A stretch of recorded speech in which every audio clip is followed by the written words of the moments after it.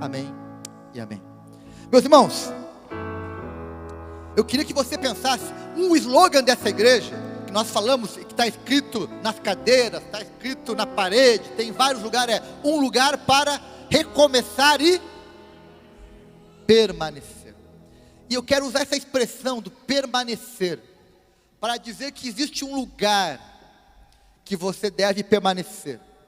Esse lugar é a presença de Jesus. Você deve permanecer em Jesus. E meus irmãos, é tão importante falar sobre permanecer, que eu queria que você entendesse uma coisa. Olha para mim aqui o que eu vou te falar agora, que isso é muito sério. Olha, guarda isso, guarda isso.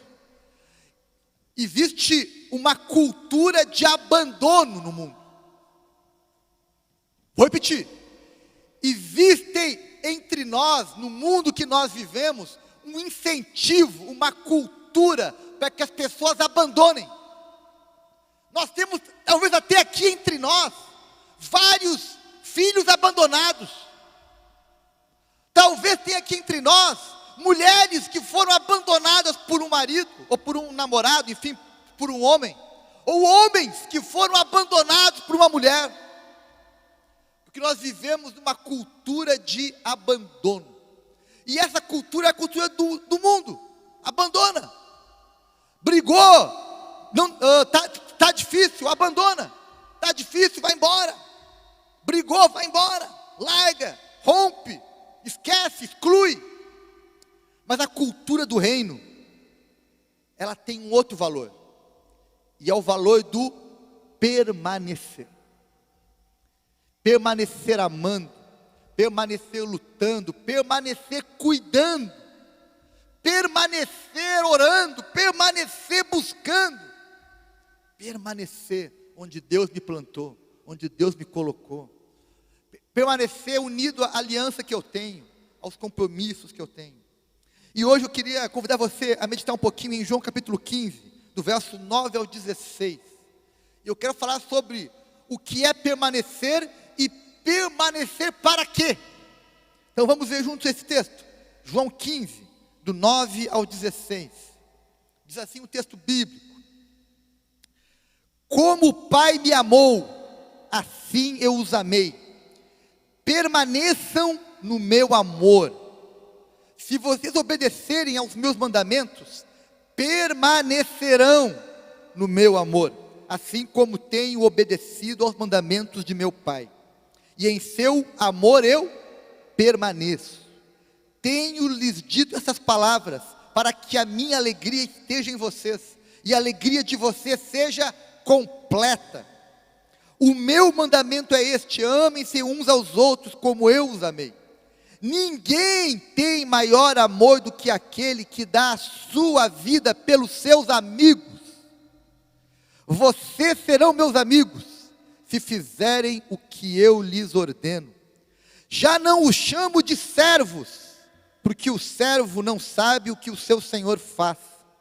Em vez disso, eu tenho-os chamado de amigos, porque tudo que ouvi do meu Pai, eu lhes tornei conhecido. Vocês não me escolheram, mas eu os escolhi para irem e darem fruto, fruto que permaneça, a fim de que o Pai lhes conceda aquilo que pedirem em meu nome. Meus irmãos, esse texto tem um convite bem claro para todos os homens e mulheres do mundo. O convite é: permaneçam em Jesus. Esse é o convite, permanecer em Jesus. Enquanto o mundo nos incentiva a abandonar as pessoas, a abandonar a Jesus, a abandonar a igreja, a abandonar, enfim, os filhos, Jesus nos convida a permanecer nele. Permanecer nele. Nós temos hoje, eu fui eu cresci como um filho abandonado de um pai que saiu de casa, que enfim me deixou para trás. Eu conheço muitas mulheres que foram abandonadas por um marido, por um pai de um filho. Eu conheço cristãos que professam a fé em Cristo, que abandonaram a sua igreja, e hoje estão, né, tentando viver a fé fora da igreja, o que é incoerente. Eu também conheço discípulos que abandonaram Jesus e não estão mais buscando a Jesus, viraram as costas para Jesus e hoje vivem por conta própria. E conheço também pessoas que abandonaram as práticas cristãs, abandonaram a oração, abandonaram uma vida de piedade, de santidade, de serviço, abandonaram, estão, né, vivendo por conta própria. Mas o texto que nós lemos começa dizendo o seguinte: permaneçam em mim, como eu permaneço no Pai. Olha só, Jesus está usando ele como exemplo. Eu obedeço o Pai, eu permaneço no Pai. Bem, eu espero que vocês façam o mesmo, obedeçam a mim, permaneçam em mim, como eu permaneço ligado ao Pai. E mais, ele fala o seguinte, ele vai dando exemplos. Ele fala o seguinte: permaneçam na palavra. O texto diz: se permanecerem em mim e as minhas palavras permanecerem em vocês. Meus irmãos, olha para mim aqui, guarda que eu vou te falar. A palavra que você recebe de Jesus, a palavra que você lê nas Escrituras, a palavra que é ministrada, você deve recebê-la e guardá-la, permanecer nas palavras de Jesus. Não é você viver uma fé segundo a sua opinião, a sua imaginação. Não, mas é viver uma fé coerente com aquilo que as Escrituras ensinam, com aquilo que você aprende, né, na palavra. Permaneçam as minhas palavras em vocês, disse Jesus. E só vai permanecer a palavra se eu estudar a palavra, se eu me alimentar da palavra, se eu me lembrar da palavra, se a palavra for de alguma forma me acompanhar, minha companheira. A palavra tem que me acompanhar. Por isso, meus queridos, permaneçam estudando a Bíblia, permaneçam lendo as Escrituras, permaneçam ouvindo pregações, fazendo estudos bíblicos, permaneçam buscando a Deus, memorizando a palavra, para que ela permaneça em vocês. E o texto fala no verso 9, por fim, que devemos permanecer em Jesus, permanecer na palavra de Jesus, e por fim, permanecer no amor de Jesus. Verso 9, permaneçam no meu amor. Ou seja, o amor de Deus precisa ser nosso companheiro. Nós temos que permanecer ligado a esse amor, permanecer amando, permanecer exercitando o amor, permanecer no amor. Não desista de amar, amém? Não desista de amar. Não desista das pessoas que estão perto de você. Não desista delas. Não desista de orar. Às vezes nós ficamos frustrados porque eu orei e algo não aconteceu. Eu esperava uma resposta e não veio. Meus irmãos, não deixe de orar por isso. Deus está aguardando algo para você. Continue exercitando a sua fé e orando. Uma hora o milagre te encontra. Uma hora Deus te surpreende. Uma hora a resposta vem. Uma hora uma boa notícia chega. Uma hora o vento muda. Uma hora uma boa notícia vai chegar. Não desista de orar. Não desista, meus irmãos, de dar passos de fé. Não desista. Não desista, continue dando passos de fé. Por isso que nós somos chamados a fazer até o fim da vida. Orar, ler a Bíblia, meditar no Evangelho, porque isso vai nos dar um coração ensinável, um coração sensível. Meus irmãos, via de regra, pessoas que ficaram com o coração endurecido, são pessoas que pararam de ler a palavra e de orar, via de regra, quando nós esfriamos na fé, o nosso coração endurece. E aí, meus irmãos, eu fico sem entender, sem ouvir, sem perceber. Sabe, meus irmãos, nós somos chamados a fazer boas obras, sim ou não? Sim, somos chamados a fazer o bem, sim, somos chamados. Agora, eu gosto de lembrar o seguinte: assim como a fé sem obras é morta, e não serve, ou seja, a minha fé tem que gerar boas obras. As boas obras sem fé são vazias, porque elas são feitas pelos motivos errados, com a motivação errada. Boas obras sem fé são obras vazias. Então eu preciso das duas coisas. Eu preciso ter boas obras, que a minha fé posta em prática, mas eu preciso de uma vida piedosa, uma vida com Deus, porque isso vai dar vida às minhas obras, isso vai dar sentido, valor, significado. Obras sem fé são vazias, são apenas, ações que têm a motivação errada. Então, meus irmãos, eu quero deixar claro para você que você foi chamado por Jesus para permanecer. Amém? Então diga, eu vou permanecer. Permaneça em Jesus, permaneça na palavra, permaneça no amor. Agora, tem uma pergunta que nos impõe, que é a seguinte: bem, ok, eu vou permanecer em Jesus, na palavra e no amor, mas para quê? Para quê? Qual é o propósito de permanecer na palavra, no amor e em Jesus? Qual é o propósito disso? Bem, você precisa entender que você tem que permanecer em Jesus para construir aquilo que é a coisa mais importante da caminhada cristã, que é construir um relacionamento de fé e amor com Jesus. Você já ouviu aqui nesse púlpito, de vários pregadores, inclusive de mim, que o cristianismo não é uma religião, mas é uma pessoa, é Jesus, amém? E se é uma pessoa que quer ter conosco um relacionamento. E eu só consigo construir um relacionamento com Jesus se eu permanecer nele. Essa é a diferença entre um discípulo e um religioso. O religioso tem só o credo, tem só o ritual, tem só a tradição. O discípulo tem um relacionamento. E meus irmãos, eu tenho medo que entre nós tenha religiosos e não tenha discípulos, ou tenha muitos religiosos e poucos discípulos, porque cristianismo é relacionamento com Jesus. O que é mais difícil, Ana Paula? Ser um religioso ou ser um discípulo?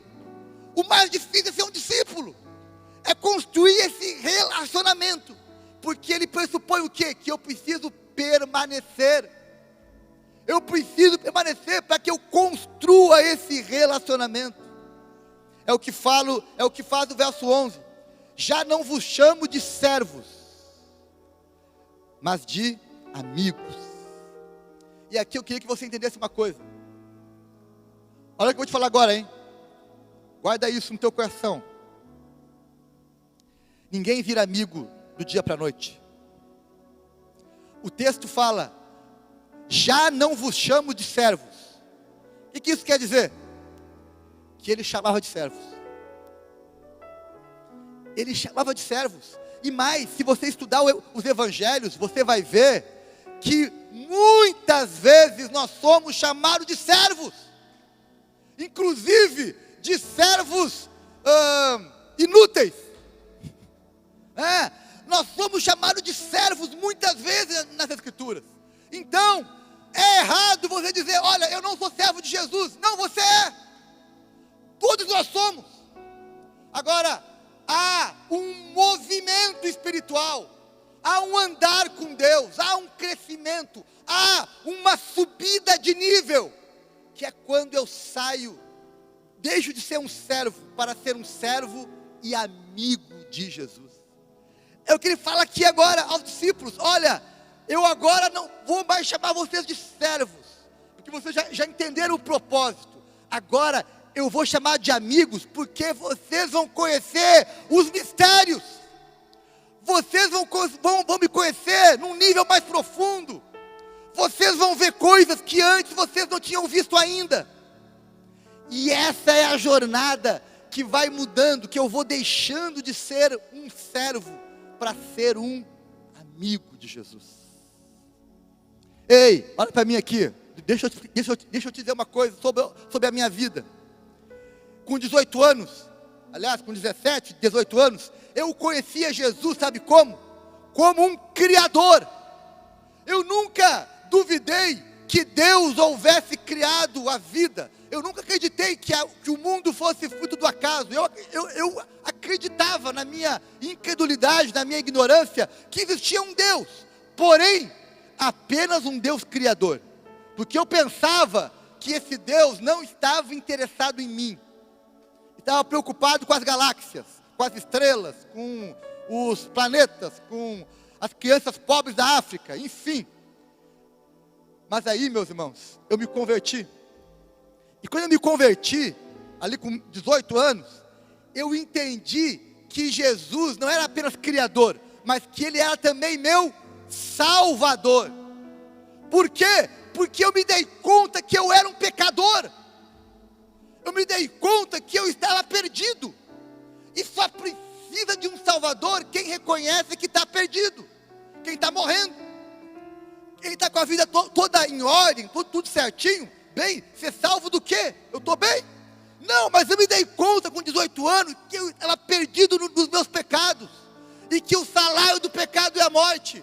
E que eu iria então prestar contas dos meus pecados a Deus. E aí naquele dia lá em Osório eu entendi que havia alguém que me amava, que me convidava a ser o meu Salvador, a pagar as minhas dívidas, a se fazer sacrifício no meu lugar. E naquele dia então eu me converti, eu nasci de novo, e eu aceitei Jesus como meu Salvador. Amém? Oh, coisa boa! Agora, eu segui crescendo na fé. Passou mais um tempo, não sei se foi mais 1 ano, 2 anos, 3 anos, enfim. Mas teve um momento que eu entendi que Jesus não era apenas meu Salvador, mas que Ele também me convidava a ser o meu Senhor. E aí entra o quê? Eu quero me tornar um discípulo de Jesus. Alguém que aprende com Jesus, alguém que é obediente a Jesus, alguém que começa a viver aquilo que é chamado os valores do reino. E aí, meus irmãos, faz sentido sim, tu começar a ter uma ética cristã, a ter um comportamento diferente do comportamento de antes. Tu começa a abrir mão de algumas coisas, deixar para trás alguns pecados, alguns maus hábitos, algumas escolhas ruins, e começar, não, eu quero agora ser um servo de Jesus, um discípulo que vai obedecer, que vai servir. E sabe qual é a grande marca de um servo? O servo tem um propósito, tem um mestre a seguir. E meus irmãos, como foi importante isso na minha vida, na minha caminhada, eu olhar para Jesus como meu Senhor. Sim, alguém que eu tenho que obedecer, que eu tenho que conhecer a sua palavra, que eu tenho que colocar em prática na minha vida os seus ensinamentos, que eu tenho que ser alguém que pratica aquilo que Ele ensina. E isso me ajudou a crescer. Foi por causa essa compreensão de propósito que eu fui para o seminário, que eu recebi um chamado de Deus para ser pastor. Dentro dessa compreensão, Deus me deu um propósito, Deus me deu uma missão. Eu estou nesse mundo para servir, para fazer a diferença, para pregar o evangelho, para ensinar, para amar, para acolher, enfim, para cooperar com Jesus. E meus irmãos, depois de um bom tempo, eu não sei quando exatamente, eu comecei a olhar para Jesus e ver, Jesus, Tu é realmente Criador do céu e da terra. Tu estavas na criação, Tu criou a vida, criou tudo que há no mundo, tudo é Teu. Tu és sim, Jesus, o meu Salvador. Tu morreu pelos meus pecados, Tu me perdoou, Tu levou sobre si as minhas dores, as minhas maldições, as minhas injustiças, Tu levou sobre si. Sim, Jesus, Tu é o meu Senhor. Eu quero Te honrar, Te obedecer, fazer a Tua obra, cooperar contigo. Sim, eu quero. Mas Senhor, eu também quero ser Seu amigo. Eu também quero ser chamado de amigo de Deus, de alguém que tem com Jesus não apenas uma missão a cumprir, mas também tem um relacionamento a cultivar. Amém? Meus irmãos, quando eu entendi isso, a minha vida espiritual tomou uma dimensão mais completa. Eu tenho uma missão como servo, mas eu tenho ao mesmo tempo um relacionamento com alguém que me chama para ser seu amigo, para dividir comigo a sua vontade, os seus planos, para me dar, para me acolher, para me instruir, para me escutar. E Ele é aquele que me escuta quando eu estou chorando, é aquele que me escuta quando eu estou alegre, é aquele que me acompanha em todos os momentos. Ele é amigo mais chegado que o irmão. Ele está comigo todos os dias até a consumação do século. Todos os dias. E aí, meus irmãos, eu entendi algo que eu queria que você compreendesse hoje. Eu preciso permanecer em Jesus, permanecer na sua palavra, no seu amor, para que eu consiga então viver essa dimensão do relacionamento mais profundo com Jesus. E esse relacionamento, ele tem 3 bases, 3 pilares, que é amor, fé e obediência. É o que fala o texto. Amar é permanecer em Jesus. Eu permaneço com quem eu amo. Eu permaneço com quem me ama. Eu obedeço porque eu tenho que guardar os mandamentos dele. Então eu guardo, eu valorizo, eu tenho temor, eu tenho consciência do que ele me ensina. E fé é colocar em prática. Porque, meus irmãos, às vezes falta o quê? Fé para colocar em prática aquilo que nós aprendemos. Por isso que os amigos de Jesus são aqueles que entenderam isso. Eles permanecem em Jesus porque o amam e são amados. Eles permanecem em Jesus porque eles guardam a sua palavra. A sua palavra permanece no coração deles. E eles se movem por fé, porque eles querem colocar em prática aquilo que eles aprenderam de Jesus. Bem, mas eu falei que esse mês é o mês da oração e avivamento. Onde tem avivamento nisso, pastor Cabral? Bem, o verso 16 nos diz: eu os designei para que deem fruto. Meus irmãos, nós só vamos dar fruto se nós permanecermos em Jesus. Por isso que João 15 fala de uma videira que permanece em Jesus, e por ela estar em Jesus, ela dá fruto. Se você quer dar fruto no teu ministério, na tua casa, no teu trabalho, no que você faz, você precisa permanecer em Jesus, porque Ele que dá fruto. Eu os designei para que deem fruto, e fruto que permaneça. A videira não dá fruto se ela for coitada da videira. Os ramos não dão frutos por conta própria. Eles dão frutos quando eles estão ligados à videira. Permanecer em Jesus. E aí, meus irmãos, se eu permanecer em Jesus, eu vou dar fruto. Sabe quais são esses frutos? Bem, pessoas vão se converter, discípulos vão se formar, os sinais vão me acompanhar, eu vou conseguir fazer a obra de Deus com muito mais alegria, com mais satisfação, com melhores resultados, porque o fruto de Deus vai se manifestar na minha vida. E além disso, o verso 16 diz que esse fruto é um fruto duradouro, que permanece, é um fruto que vai além do meu entusiasmo momentâneo, ele permanece. Hoje, aliás, quinta-feira, a gente teve uma live aqui com Semeando Vidas, e ali os irmãos falaram que eles estão há 12 anos, saindo para distribuir marmita, cobertor, carinho, café, enfim, 12 anos. Alguns irmãos, como o Paulo Venier, o Amauri, estão há 12 anos fazendo isso. Outros estão há 10 anos, outros há 9 anos, outros há 5 anos, outros há 2 semanas. Mas o fato é, há uma visão que permanece. E isso, meus irmãos, é o que nos move. A visão que você recebeu de Deus tem que permanecer. Se Deus te chamou para pregar o Evangelho, para fazer discípulos, para adorar Deus cantando, para ensinar as crianças, para ajudar os carentes, seja o que for, essa visão tem que permanecer. Eu fui fiel à visão que Deus me deu. O que isso significa? Eu vou ser fiel àquilo que Deus me mostrou lá atrás, e eu vou seguir andando por fé, confiando naquilo. Esse é o fruto que permanece. E esse avivamento, diz o verso 16, a fim de que tudo o que pedirem ao meu Pai, em meu nome, Ele lhes conceda. Uau! Sabe o que é avivamento, meus irmãos? É quando nós chegamos a esse ponto de dizer o seguinte: tudo que pedirem ao meu Pai, em meu nome, Ele lhe conceda.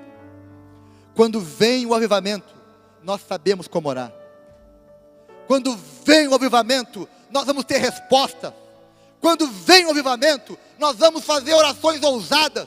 Quando vier o avivamento, nós não faremos orações infantis, tolas, egoístas, mas faremos orações movidas pelo Espírito.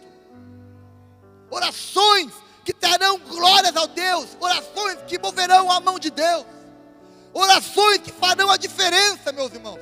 Essa é um resultado do avivamento, orações respondidas de uma forma sobrenatural. Por isso nós somos chamados, meus irmãos, a permanecer, e permanecer para ver o avivamento, para sermos amigos de Deus, para conhecermos Deus num nível mais profundo, para termos com Ele um relacionamento duradouro, profundo, íntimo. Eu termino essa palavra, meus irmãos, lembrando vocês de que na vida cristã nós temos duas opções. Uma opção ruim, que é a opção de ficar parado, de ficar murmurando talvez, de ficar esperando as condições perfeitas para fazer alguma coisa. Mas também temos a opção de nos mover por fé, de permanecer crendo, confiando e buscando cada vez mais a Jesus. Minha oração nessa noite é que você decida de todo o seu coração permanecer na presença de Jesus, que você possa conhecer Jesus como Criador, como Salvador, como Senhor e como amigo.